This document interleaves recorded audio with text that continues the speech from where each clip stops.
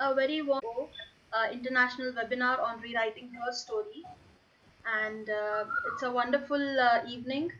Today we have with us Professor Sharada Srinivasan, Professor, National Institute of Advanced Studies, Indian Institute of Science, Bangalore.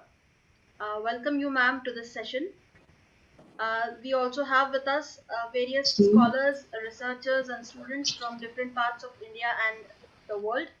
Welcome you all to this session.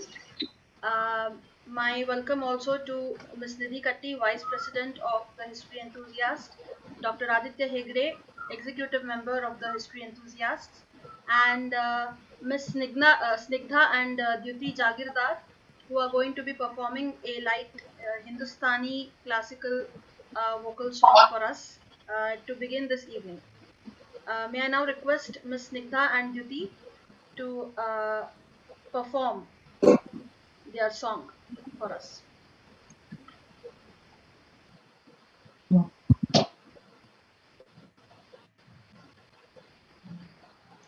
Recording in progress. Hello everyone. Sorry for the inconvenience. Duty couldn't join today. Absolutely fine. विश्वाधिपते वेद्याधिपते निर्विघ्नाधिपते विजयगादिसेविता गणादिसेविता पूजित हर शंकरनुदगा पनि सरे सपा सानि पगरे सारे सा गरी भगा Nipah रे नि गसा नि सरे गसा पनि सरे नि ग पनि सपा गगरे सपा पगरे नि पगरे ग पनि विश्वाधिपते वेद्याधिपते निर्विघ्नाधिपते विजय गणपते विश्वाधिपते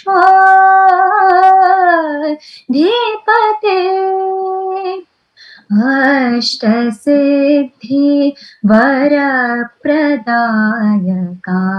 आदिमूला त्रिलोकपालका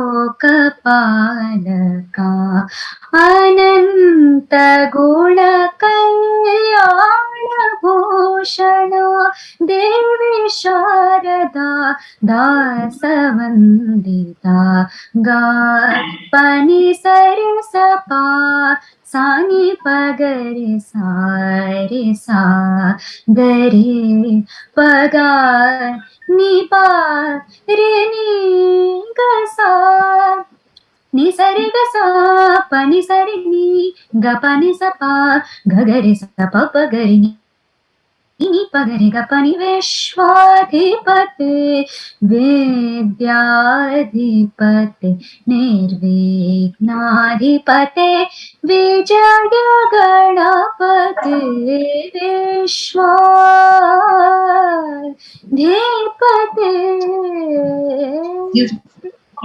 Super.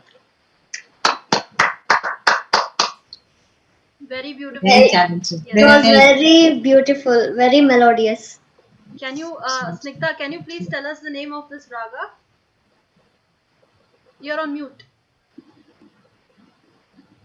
It's called Hamsadvani. Yes, I thought so. I'm also a fan of Hindustani classical music. Thank you very much for this beautiful rendering of the Hamsadvani. I now request Dr. Aditya Hegde to please introduce our today's resource person.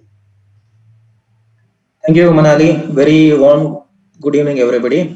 I am Dr. Aditya Hegde. It is my immense pleasure to introduce our today's guest, Sharada Srinivasan, Madam.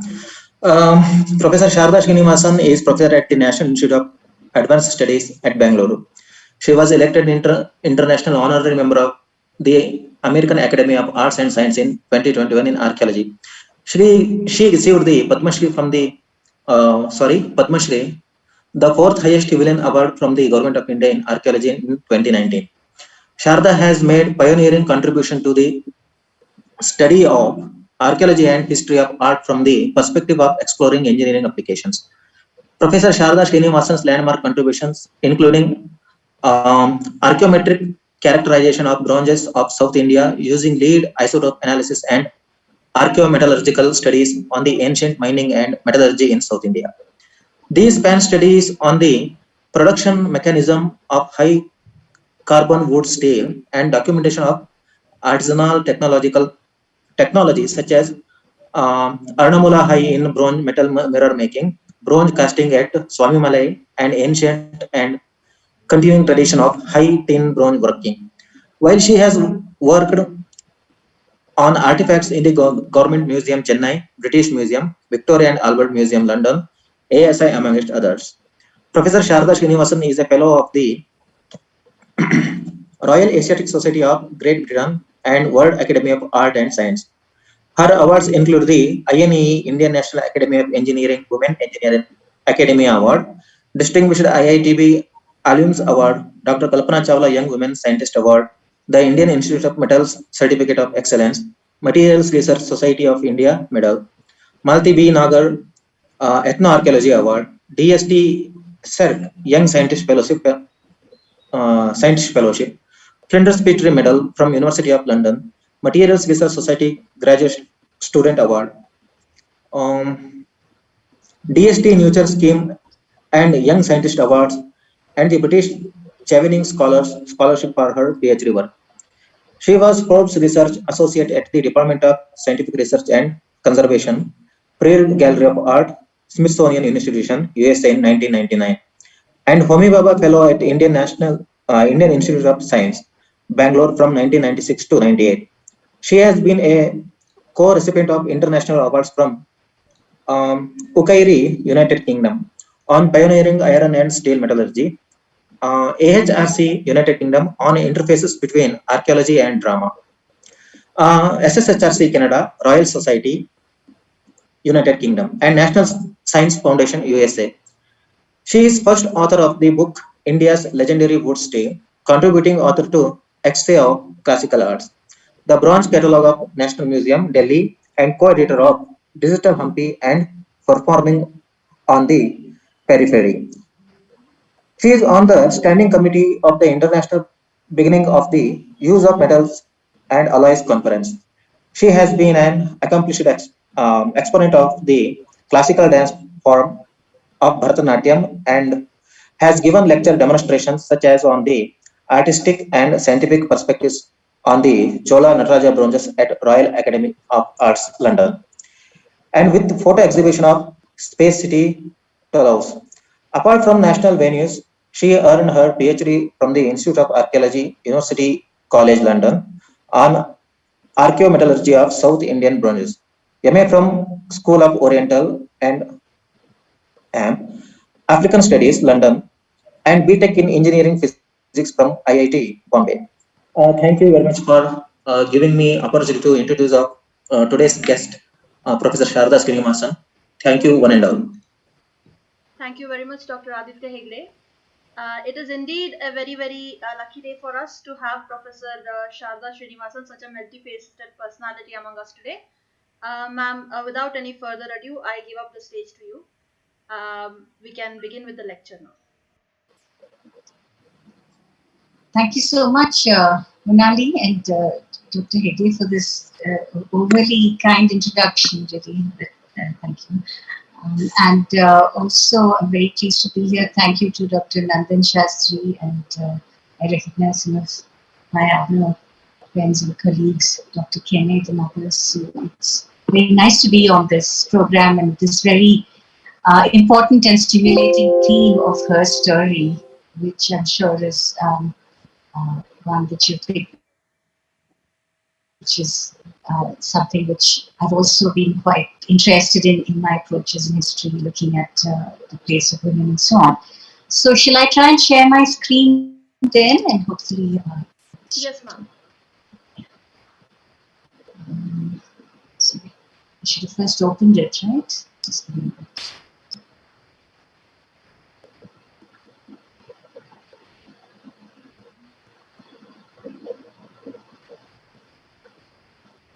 So I first open it and then go to share screen, right? It's a Yes, while since we did the Zoom things now. So okay. yes, ma'am. You first open the PPT Yeah, and then share screen, and then you can afterwards go to slideshow. yeah.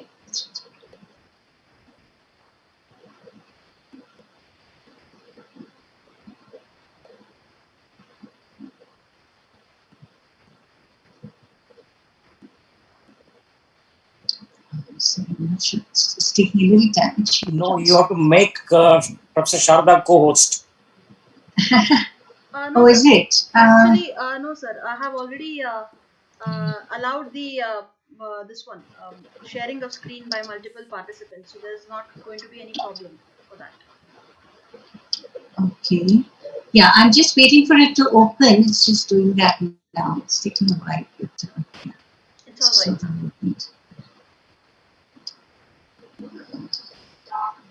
it's just that this kind of topic, it's very visual. So unless we have all the photographs and things of the objects, it's that's really much of the story. So yeah. So now I'm going to try and share screen Okay. and.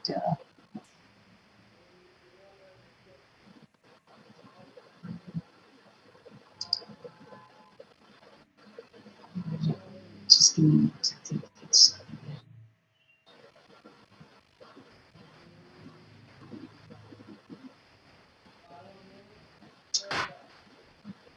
I'm sorry, I don't know why today it's taking so long. I hope It's all right, ma'am. it's not a problem. But Manali, if Shardaji has sent you by email these slides, you can do yourself to save time. No, sir. Actually, we do not have the slides. Now, wait a minute. It says the window, right? You share the entire screen or the window? Yeah, share window. Okay. So, Yes.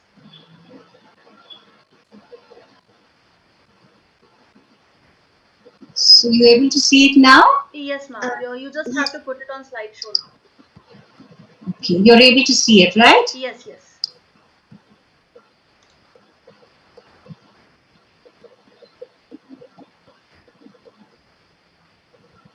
Yeah, I'm sorry for this delay. It's absolutely Yeah. fine, ma'am. So, do you see it now? Yes, ma'am. You just have to put it on slideshow so that the Yeah, slides become bigger. yeah. I can see mine on slideshow now. Is it on slideshow for you? No, ma'am, it's not. It's not. I see. Because for me, it's on slideshow. Okay. Hmm. But you are not visible to us, and neither is the slideshow. It's not at all visible? The PPT is visible, ma'am. It's just not Yeah. on slideshow. Okay, but that, I don't know why it's not coming. Maybe it takes time. I don't know. Shall we just go with it as long as you can see some of the slides? Sure, Because ma'am. I'm a little Sure. nervous about losing it altogether. You can see it anyways. You're just saying it's not coming on the full screen, right? Yes, yes, yes, ma'am. I don't know why it's not doing that. Do I go back and try to share or? Yes, you can do that, ma'am, or we can continue. It's not a problem. It's not a problem. Yeah. Should I have done entire screen or something? I don't know what, but I'm just a little worried that even this might go away. Shall I? But you can see the slides, right? Yes, ma'am. Even if it's not the full screen. So shall we just go ahead? Yes. Because yeah, okay. So anyway, so thank you for giving me this opportunity of talking about women as represented in Chola art and patronage, which is of course. It's a very vast topic anyway, because Indian art in particular is so vibrant and rich in terms of the representation of women. So it's an endless topic in a way. I guess in particular with Chola art, there are some very interesting aspects which make it particularly interesting for study. To the right, you can see this set of images, which is was recently actually perhaps retrieved from the Gautam Sarabhai collection, which it was claimed that this set actually represented the portrait bronzes of Rajaraja and Chola and his queen Lokamahadevi, which had been in the Brihadishwara temple about and was taken away 50 years ago. And of course, I'm not sure that there is uniform consensus that this is the set of Rajaraja and Lokamahadevi, but it's interesting that the set of images is said to have been donated by the chieftain Kodambalur to the temple going back about 1,000 years.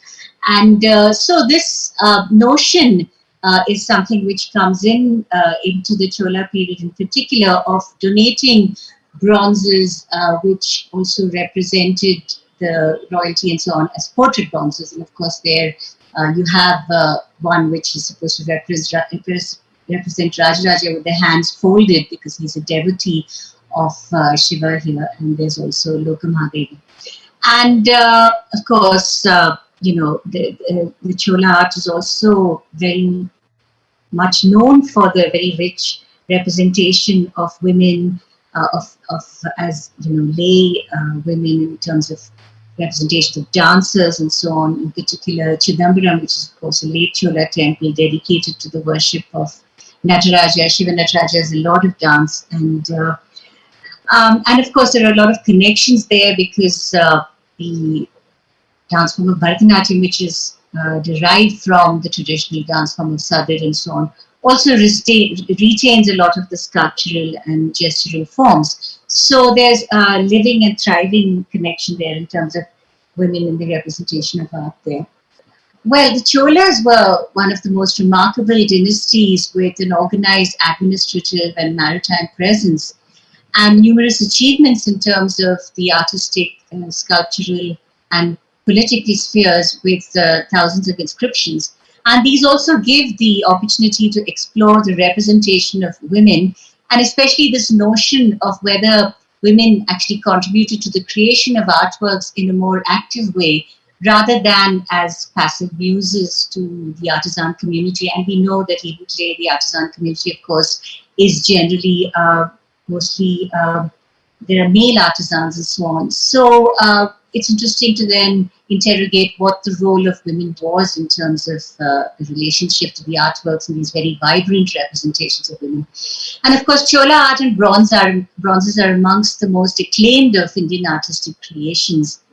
And a noteworthy aspect, of course, is the representation of the feminine form in Chola art, which ranges from very graceful to very powerful depictions. So what this paper attempts to explore is the ways in which the distinction between art and reality may be blurred, and also, of course, whether the women played a more significant role than was previously recognized, of course, in the pre-modern times, not only in terms of the public life, but also in patronage. And to point out why this kind of art historical re-examination is useful or is necessitated, we only have to look at the comment of Zimmer, a well-known art historian in the 50s, whose response to this famous life-size gilt Tara image, which had also been described as Patini Devi previously, but now the consensus is more that it is a Tara, which is found in northern Sri Lanka. And it's now, of course, one of the best known images from the subcontinent in the British Museum, large gilt image. And Zimmer's response was that it represents the chastity and virtue of housewife and mother, the perennial type of Hindu womanhood. So this is a kind of, I suppose, broader Western stereotype of Indian womanhood. And of course, when you look back in the times closer to the colonial era, of course, it was also conditioned by the kinds of European encounters, with kinds of things that they were seeing happening with women such as sati, which is of course more prevalent then in Bengal and northern parts of India than in southern India and so on. So but there is this kind of response to the role of women in pre-modern times in India. That would have been a more kind of passive role, and not people who are actually engaging with public life in that sense. And of course, what I will also touch upon is some of my work with the analysis of bronzes and so on, which help to also date certain pieces of South Indian and Chola art. And in fact, I had traced this to a Nagapattinam connection. So this has a Tamil Buddhist connection because of the close match with the Levi's traditions. But what I'd like to talk about in this paper is that, what is really marked also in the Chola times when you actually look at the inscriptions is that the role that women patrons had and how that is also reflected or also tends to sort of shape the outcomes and the representation of women, so that it's not so much a passive contribution, but an active role of the way the women were represented and visualized, women, it's in their own image and so on. And of course, it's not only in the Chola times that you have recorded inscriptions of women patrons. There are many of these examples from Indian history, but also closer by in South India, the Pallava queen Rangapitaka and the Chalukya queen Trailokya Mahadevi. Also, there is inscriptions associating acts of patronage to them. But what really is remarkable about the Chola period is not only the significant number of inscriptions attributing patronage of women, and they range from not only the royal women, the queens and so on, but also to lay personalities such as dancers and so on. And there is also, of course, the market engendering of the ritual spaces. So you have not only the role of, the goddess or the deity as a subsidiary consort, but also a lot of the standalone images of powerful female deities also coming into vogue in bronze. And of course, these standalone images are found not only related to Brahminical worship or Shaivite worship and so on, but also Buddhist and Jaina worship. And there is also the element of Tantric or Shakti worship of the mother goddess, which influences the depictions of women. But a very critical aspect of the Tamil tradition is of the Bhakti worship, which first emerged in Tamil Nadu, where salvation could be achieved by the direct rapport with the personal God and bypassing ritual and so on. So this also led to the incorporation of and depiction of women saints who were drawn from the lay public or ordinary folk and so on. So that is, of course, a rather interesting aspect of 10th century Chola art. And as I'll point out here, the depiction of the queens, and particularly a dowager or widowed queen here, who contributed to a variety of depictions of the feminine, which are quite unique for their time. Yes. Any problem? Sorry to interrupt, ma'am. The slides are not moving. We are. Achha, okay. Now I see. Okay. Now can you see this one? No, ma'am. We are seeing the first slide only. Oh. Now? No, ma'am. Can you stop sharing? Shall I share again? Okay. Yeah, once again. Oh, the slides are not moving? No, ma'am. Oh, okay. One sec. Shall I share again? Yes, ma'am. Okay. Ma'am, you can try sharing through entire screen.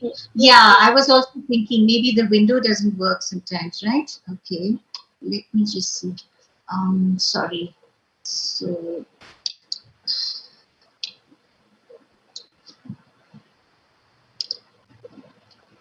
Oh, so it was not moving at all, is it? No, ma'am, it wasn't. Okay, let me try entire screen.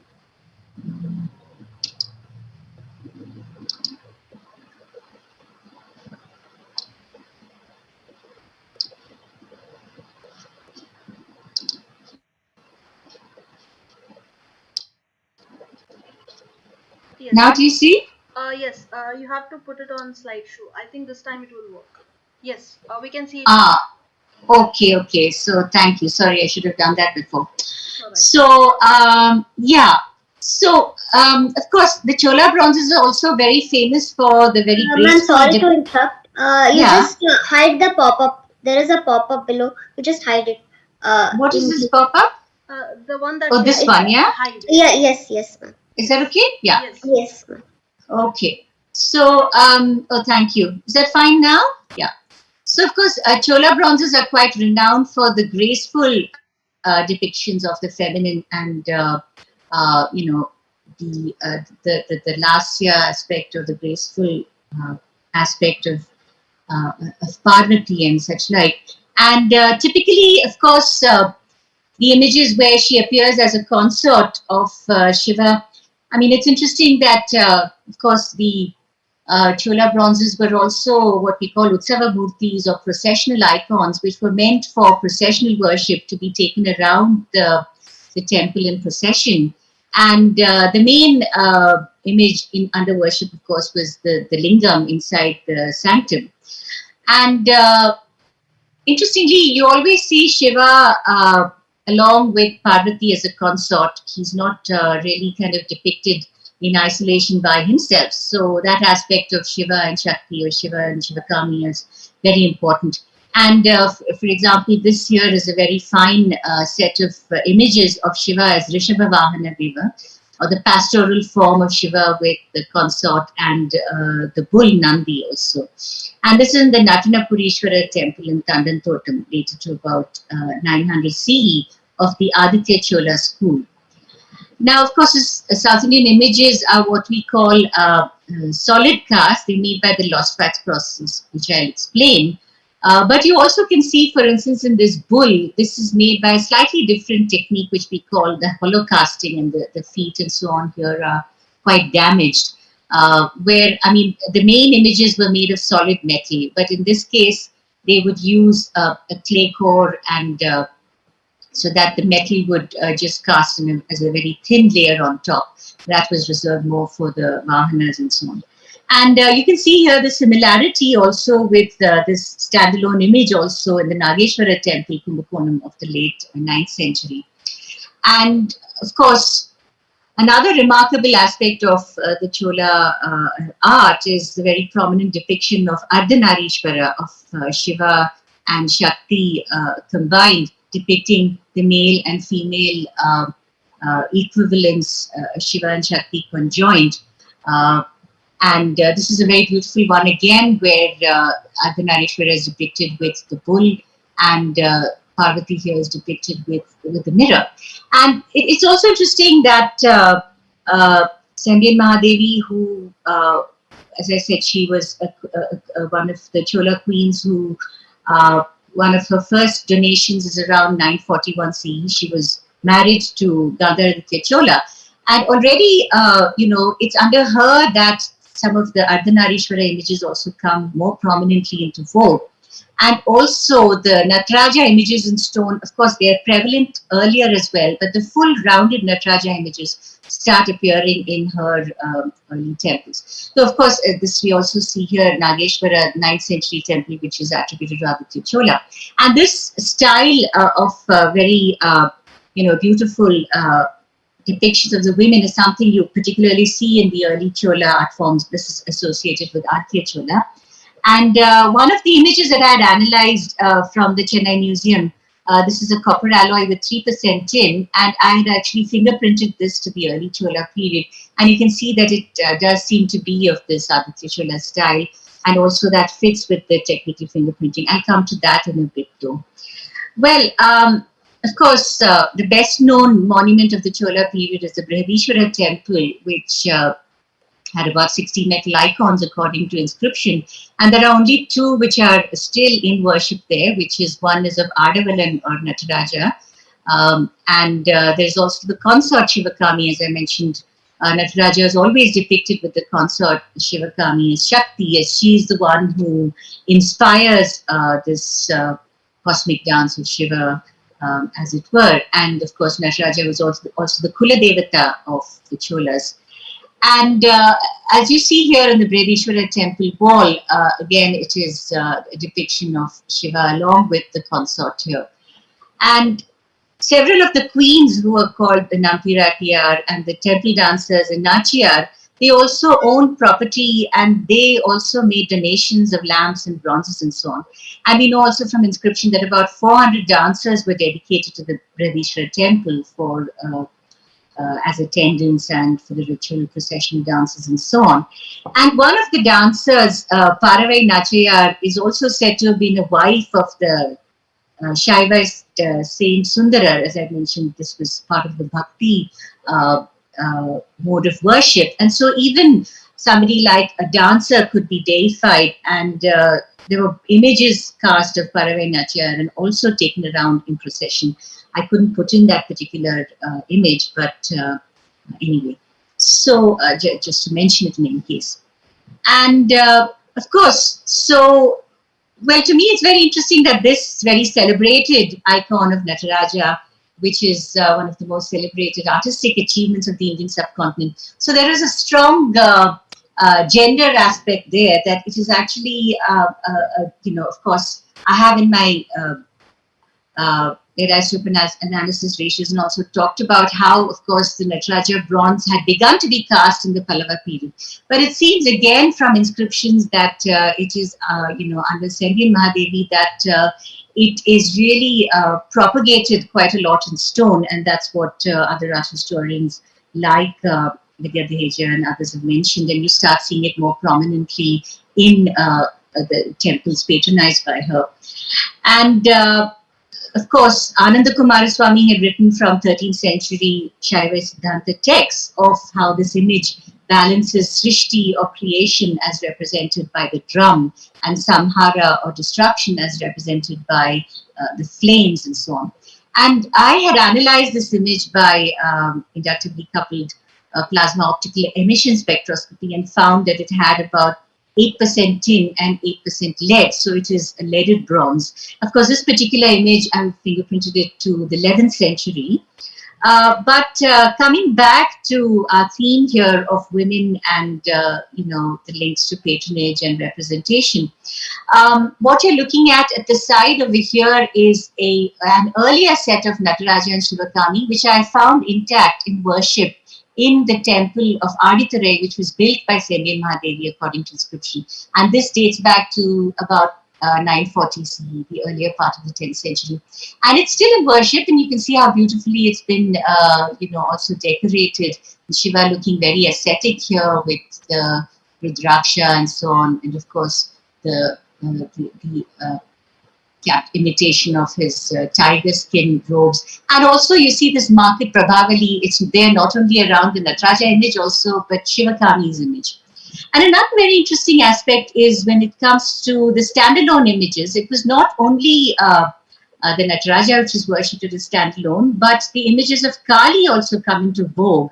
And this is a very beautiful and rather unusual dancing Kali image with this Prabhavali intact, which is rather like the Nataraja bronze. And this is in the Thiruvalangadu temple. And this Nagaswamy had attributed it to the patronage of Sendian Mahadevi, 975 CE, and very spectacular bronze with these forearms and various attributes, and Kali's hair standing on end and so on. And apparently it was, of course, very beautiful photograph when taken by the photographer late Rajamani. So, and what is also very interesting is that the personality of Sendian Mahadevi, who is also the grand aunt of Rajaraja Cholan, I think now because of Ponniyin Selvan, there's a lot of interest in the Cholas and so on. And according to inscriptions, it's very interesting that there was also a town which was named after Sendian Mahadevi because she was held in so much of reverence. And as the wife of Gandharaditya, of course, was a Shaivite devotee, and he was also a poet, and he fasted unto death in around 958 CE. And because of the notions of divine kinship and so on, in the case of Sendian Mahadevi as a widowed queen, she also had continued to have the privileges and so on in terms of patronage, though she, of course, was very pious and led a very simple life. And she was active right up to about, past 1000 CE.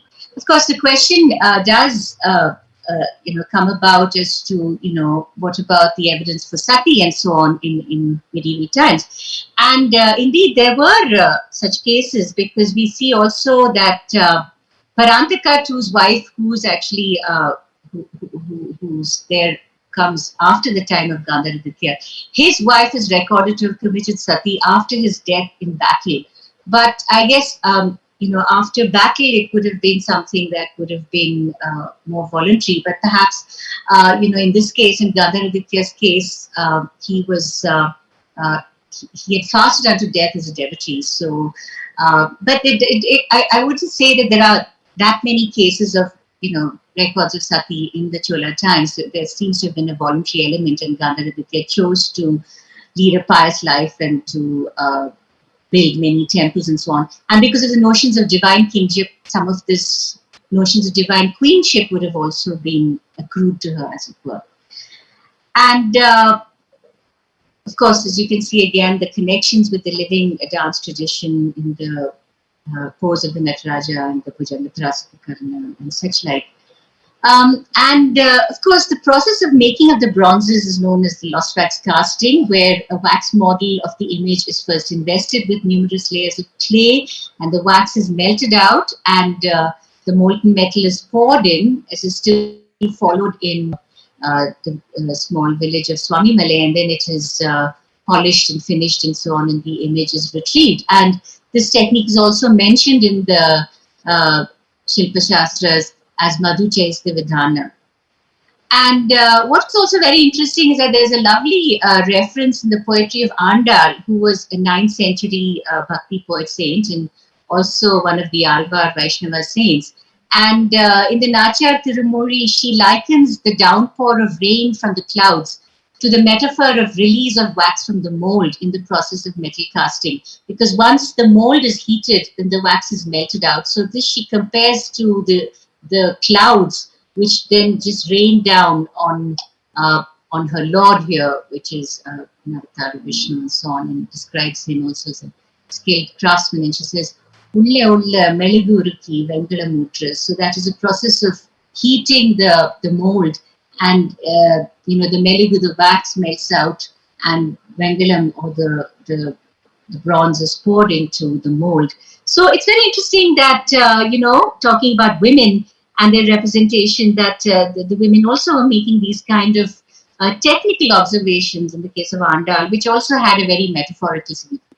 I'll just zip through all this because I don't know how much time I have, but just to say, since I pointed to the compositional analysis and so on that I had done of representative bronzes, including Chola and Pallava and Vijayanagara and so on, which helped to maybe tell apart the earlier from the later bronzes. And the actual composition of many of them, this is what a microstructure of the solid bronze looks like, which is a dendritic as-cast structure. And usually these are leaded bronzes, where the lead is added to make the copper and tin alloy more castable.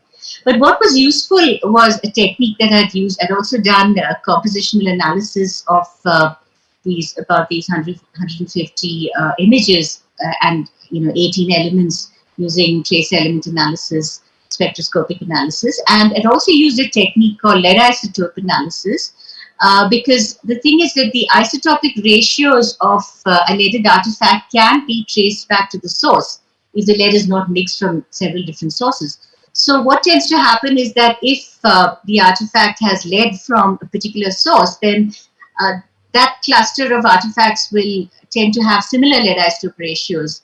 So what was quite interesting from the lead isotope analysis here of the Chola bronzes and the Vijayanagara bronzes and so on, is that the Chola images of about 9th to 12th century or so, which are of the high Chola or Imperial Chola period, they tend to cluster together, suggesting that they were from a similar source. Whereas the Vijayanagara bronzes, which are of a later period of about the 13th to mid-16th century, they had a rather different set of lead isotopic ratios. So using this, though, of course, there's still a lot more work to be done here in terms of actually identifying the ore sources, because that needs a lot of work to be done actually on the mining sites and tracing the lead isotope ratios of ore sources and so on. But it was interesting that one could differentiate between the lead isotope ratios of the Chola and Vijayanagara bronzes. So using that, I was able to identify some more images which I had analyzed. One was this Kali image of the 10th century, which is from this place called Senian Vidudi. And again, you see the hair standing up and so on. It's very similar in style to that, and of course, garland here of this, or rather this Yajnopavita of skulls. Rather similar here to the image I had shown you earlier, which had been attributed to the Semian Mahadevi period. And this is also paleographically dated to the 10th century period. So this fitted this early Chola set over here. And I think it is again a Semian Mahadevi period image. And this is a beautiful Nishamba Sudhani, which is another form of Kali, the wrathful goddess who's very all-powerful and so on. And here she's shown with these set of 4 pairs of arms, and also rather, some of these gestures like Alapadma and all that are very evocative again of the dance tradition here.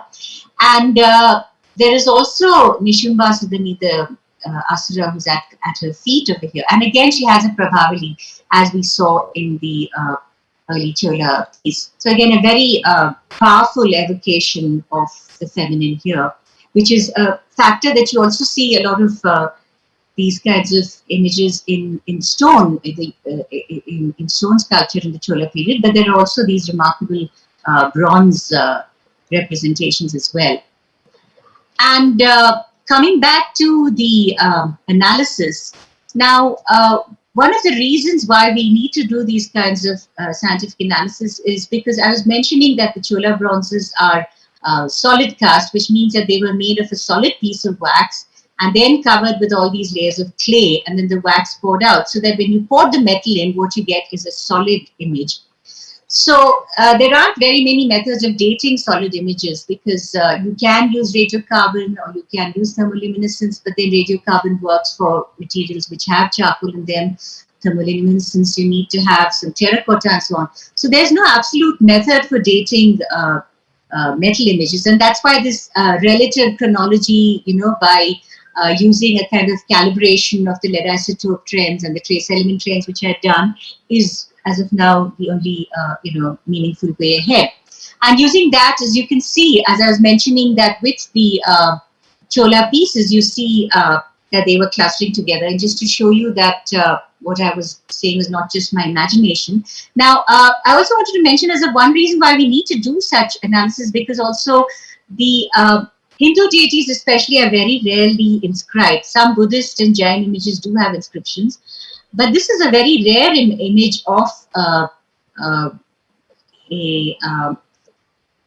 Uma Bhattaraki image, which is a consort of Shiva, which actually has a pedestal inscription. And this is from Karaividam in Nagapattinam district. And the inscription actually mentions that it was cast while Parantaka Chola was ruling by an individual called Brahma Shri Tongar. So this is a very interesting example of a rare inscribed Chola bronze. And it's quite amazing also that it is of a female deity here. So it also tells you the importance in the imagination of the worship of Devi and so on. And so I had also analyzed this image here, which is actually a Parvati from Nidur, but it is part of a set of Somaskanda. So Shiva here as Somaskanda is also seen, but I didn't put it here in the image because we are concentrating on the goddesses, and I thought, let's just enjoy the goddesses without seeing the counterparts too much. And besides, it would have just taken up too much space. So this is basically Parvati, seated Parvati. And this image I had fingerprinted, and it was found to have 12% tin and 8% bronze. So it's a leaded bronze. And you can see that the style is quite similar to this particular Uma from early Chola Uma. So, and this was also again fingerprinted to the early Chola period, that ellipse that you were looking at. And this particular Parvati from another Somaskanda set, which is of the Pallava period of about the 7th century or so, this image had about 3% lead. And this image actually, this set of Somaskanda, Somaskanda becomes very popular in the Pallava period, and you see a lot of similar Pallava stone reliefs at Mamallapuram and so on.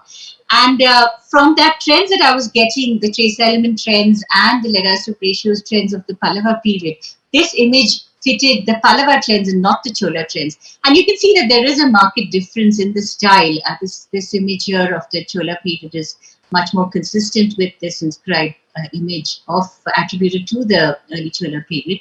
And this image, if you look at it, it's much more reminiscent of the seated Somaskanda figures of the Pallava era. So that's why I was telling you, this kind of analysis can be meaningful in picking out details which our eyes cannot so easily pick up. And these images, the set of 3 images that you're seeing here, were actually fingerprinted by me to the Vijayanagara period, the later Vijayanagara period of about 14th, 15th century.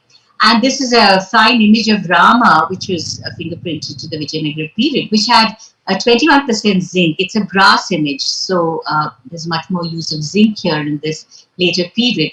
And this image, actually, interestingly, which is a Parvati from Kuriyakadu, was described as Chola because it looks very nice. It's a very finely made image. But from the analysis, actually, it fitted the Vijayanagara period much better. And then when you look at it more closely, actually, it is very Vijayanagara. You see all these stringy decorations. It's totally different from the way the Chola decorations were made. So this is just a well-made Vijayanagara era bronze. And just to point out that in the early 15th century, you also have the depiction of Rama, Sita, and Lakshmana with the bow, as you see in this Vijayanagara era bronze. This is at the time of Devaraya, according to inscription. So this is just to point out how these kinds of analysis can be useful also in studying the changes in the iconography and so on, including of the representation. Now, of course, another important aspect that we find in the Chola bronzes is also the depictions, again, as I was talking about these awe-inspiring depictions. It's a very beautiful depiction of Saraswati in the Brihadishwara temple. And it's quite interesting that she also has a kind of Prabhavali around her, which is, again, quite reminiscent of the Prabhavali that we were seeing associated with the male deities. And it's a seated image of Saraswati. And one very interesting aspect is that she has a very marked Yajnopavita. And this Yajnopavita you also see in this bronze, which is a Devi, which is in the Freer Gallery of Art in Washington. And some art historians like Ananda Kumaraswamy suggested that it is a portrait bronze of the Queen Sembian Mahadevi. And the reason for suggesting that is because there are inscriptions which suggest that bronze images were actually cast of Sembian Mahadevi and taken around in procession, though we don't know exactly which those were. So she had been deified to that extent. And this is something that even in her own lifetime, what seems to be interesting is that, for instance, at the Uma Maheshwara temple in Koneri Rajapuram, she had already begun the practice of there being some ceremonies and worships and things like that, which were done on her natal star. And even today, that is continued in the Uma Maheshwara temple of processional worship and so on her, nakshatra and such like. And as I said, what is also interesting is this depiction of the Yajnopavita, because we always associated this sacred thread with male learning and Brahminic learning and so on. But here it is also represented, of course, on images of Saraswati and so on, but also on what has been conjectured to be a portrait of Queen Sembian Mahadevi. Ananda Kumaraswamy was the first one to suggest it. And of course, we can't be sure. We do know that there was a portrait of the Queen in some of her temples. And of course, another interesting aspect is, this very fine image of Shiva as Dikshatana, the mendicant in this temple, Aditharai temple of the 10th century. And I always try to, when I try to picture, the imagination of the queen, because, of course, by the time she built the Koneri Rajapuram temple, she had already lost Gandharaditya, and this temple was built, during the reign of Uttama Chola, her son, who was crowned around 970. And there's a commemorative plaque where she mentions that this is in the memory of Gandharaditya, and it also mentions a flower garden called the Gandharaditya. So clearly there is a lot of sentiment there, and there is also this aspect of memorialization where she depicts Gandharaditya worshipping the lingam. And she had this remarkable sense of memory, and so it's almost a case of, I know we talk about the Taj Mahal, which is very much a case of the male muse, where Shah Jahan builds the Taj Mahal in the memory of his late wife Mumtaz Mahal. But here too, you're already seeing a case of what I would describe as the male muse in a way. Sembian Mahadevi is inspired enough by the tale of Gandharaditya to dedicate these temples and these very powerful images as well of Shiva as the ascetic, because Gandharaditya was also an ascetic and so on, through Vichyatana and such like. So of course it's just, I suppose, nuances of, trying to understand the personalities also who created these remarkable works of art. And of course, in the Jain tradition also, you have the depiction of the goddess of learning, as we had Saraswati. You also have Ambika. And here's a very fine image of Ambika, which was one of the images that I analyzed from the British Museum, shown here with holding a manuscript. And this image was also had an inscription here. And this image, which I had analyzed, I also found that it matched the lead-isotope ratios of the early Chola group. So there is some shared metal source there, because we know that Karnataka also had some metal sources. So this is something which one does need more studies, but these kinds of studies are also very expensive. So there's limits to what one can do. And also getting samples these days is extremely difficult. So anyway, we've tried to do what as best as we could.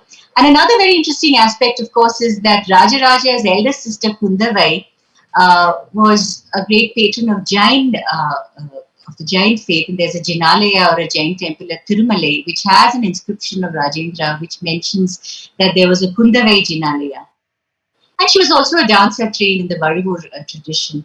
And there are also sites such as Polur, very close to Tirumalai, where there have been bronzes of Jain bronzes found.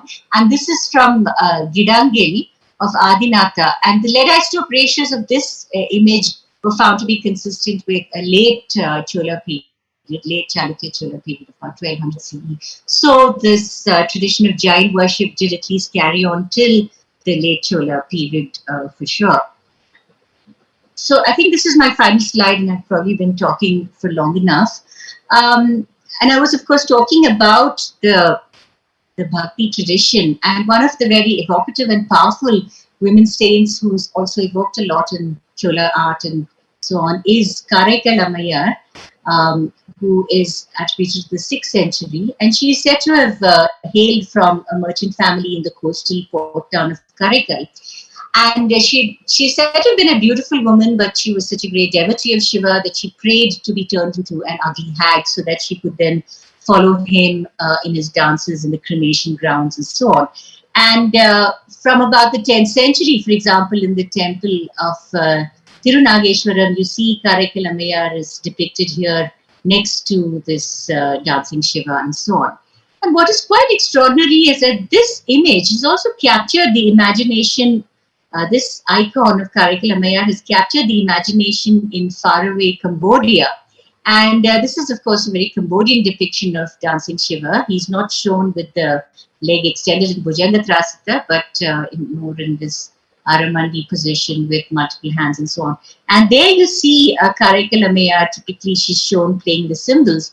And as you can see here, Thembin Mahadevi period also, there's a very beautiful 10th century image of Karaikal Ammayar, which is in the Thiruvarangad temple. And this, you can see here holding these cymbals very prominently, and all her ribs and so on, showing a very beautiful. And in a way, it's a very, when we talk about women and gender, it's a very powerful image, because normally we have these very graceful and, sort of very, coy and so on looking images of women. But what is really interesting about Chola art and so on is these very powerful renditions. And here, she's shown as somebody who has surrendered all her beauty, and yet it's such a beautiful image with that very kind of lanky and emaciated look and so on. And I had also analyzed a bronze image of Karaikal Ammayar, which was now in the Victoria and Albert Museum, and it was found to have 20% lead and about 3% tin. And this was fingerprinted to the later Pandyan period. And again, you see in Gangaikonda Chorapuram as well, in the 11th century, you have a depiction of Karaikal Ammayar. And some of her verses are also very evocative of the dance of Shiva, as I said, but more the destructive dance, which evokes, in a way, it is about coming to terms with the fear of death and so on. It says, while at twilight, flawlessly in time to the rhythm of heavenly drums, effortlessly bearing fire in his palm, the beautiful one dances. So to me, this actually evokes a very interesting picture also of the emotional perhaps state of Servian Mahadevi, a woman who has lost her husband very early, and so much of her creative energy seems to come from this, from in a way dealing with loss and destruction. So it's a metaphoric understanding of maybe this notion of Nataraja as well to me, which comes to mind. Of course, there is the physical creation, emerging out of destruction, which maybe you'll see if you look at a cosmic scale, and we know that now from astronomy and so on. That's the stars get destroyed and created and all this kind of thing. Which of course Sagan was moved by that icon to say that it gives a kind of premonition of modern astronomical ideas. For me, of course, it's more an intuitive sort of observation. But there is also this emotional aspect of creativity coming out of the loss, loss, bereavement, and even foregoing our own abilities and so on, which to me is very Jungian and very fascinating as well. It's just my response maybe as an artist or a dancer to this. So that's a very fascinating topic again. And I think I should really end on that note. I don't know how long I've gone on for and whether I'm still audible. So shall I sign out now? Hello? Yes, ma'am. I think there are a couple of questions if that is okay. Yeah. So I'll come back to, shall I get out of the... you can stop sharing the screen. Yeah, I'll just escape and hopefully I should come back to...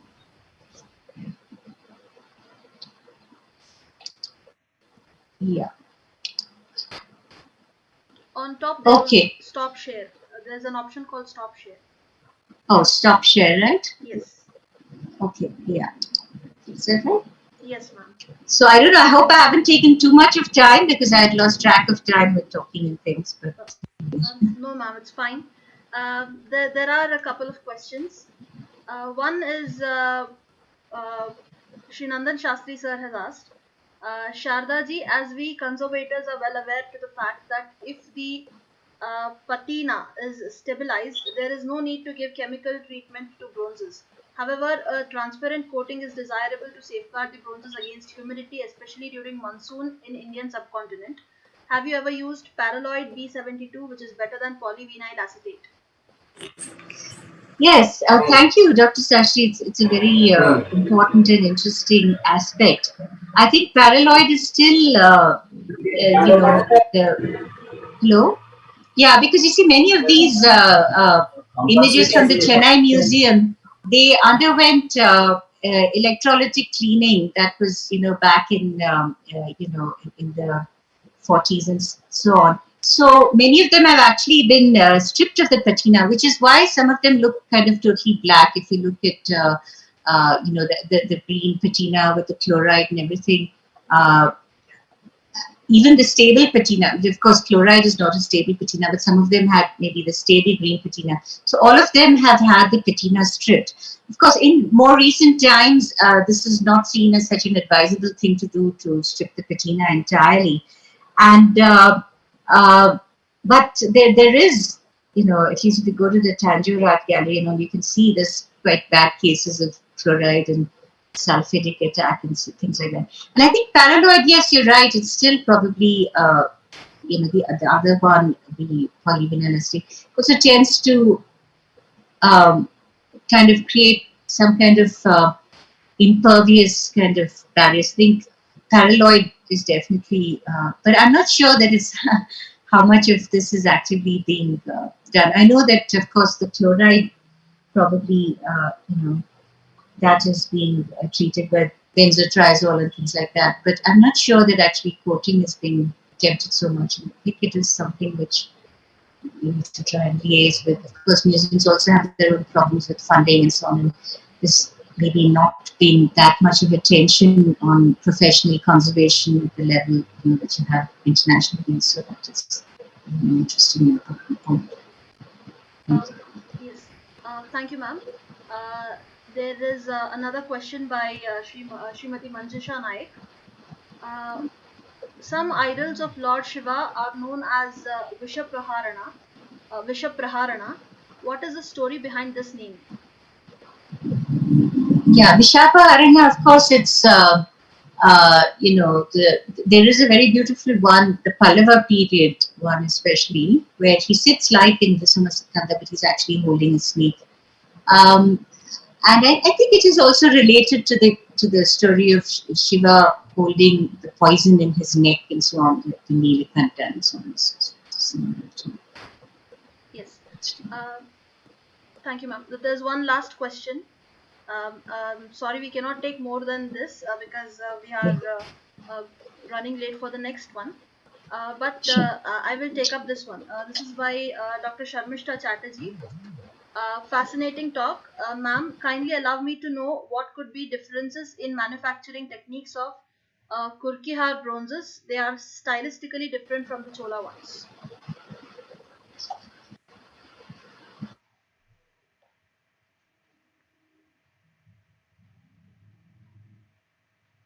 Sorry, can you repeat that question? Sure, ma'am. What would be the differences? What could be the differences? Can you repeat? Yeah. Yes, ma'am. What could be the I couldn't hear the talk. Yeah. Hello? There's some break. Yeah. Ma'am, am I audible? Yeah. Yeah, you're audible. Yeah. What could be the differences in the manufacturing techniques of the Kurkihar bronzes? They are stylistically different from the Chola ones. Yeah, so I believe that the Kurkihar ones, you see, in the north, actually, they were using more of the hollow casting technique. For some reason, in the south, they preferred the solid casting, where they would make the wax model, and so that the image is totally in solid metal. Ghanamaga, as the Chola inscription says.